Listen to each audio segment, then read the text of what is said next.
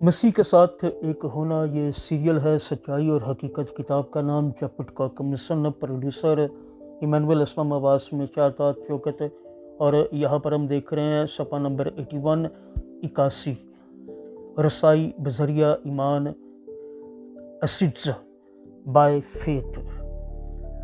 راست بازی ایک نعمت ہے جس کا تجربہ ہم یسوع کے وسیلہ سے کرتے ہیں۔ راست بازی کی طرح مسیح میں ہماری میراث کا ہر پہلو ایک انعام ہے جو پوری طرح سے فضل سے ملا ہے۔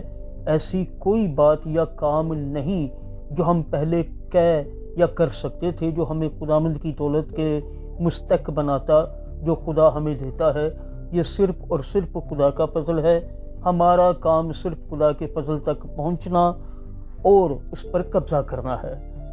حوالہ نوٹ فرمائیے گا۔ رومیوں کے نام خط ہے 5 باب پہلی 2 آیات، یعنی پہلی آیت سے دوسری آیات تک یوں مرقوم ہے: پس جب ہم ایمان سے راست باز ٹھہرے تو خدا کے ساتھ اپنے خداوند یسوع مسیح کے وسیلہ سے صلح رکھیں، جس کے وسیلہ سے ایمان کے سبب سے اس فضل تک ہماری رسائی بھی ہوئی جس پر قائم ہیں، اور خدا کے جلال کی امید پر فخر کرے۔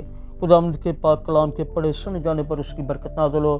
سب کہیے گا آمین۔ خداوند کا شکر ہو۔ ہماری میراث فضل کا انعام ہے اور ایمان فضل کو بڑھاتا ہے، اس لیے ہم مسیح میں اپنی میراث کی حقیقت کا تجربہ ایمان سے کرتے ہیں۔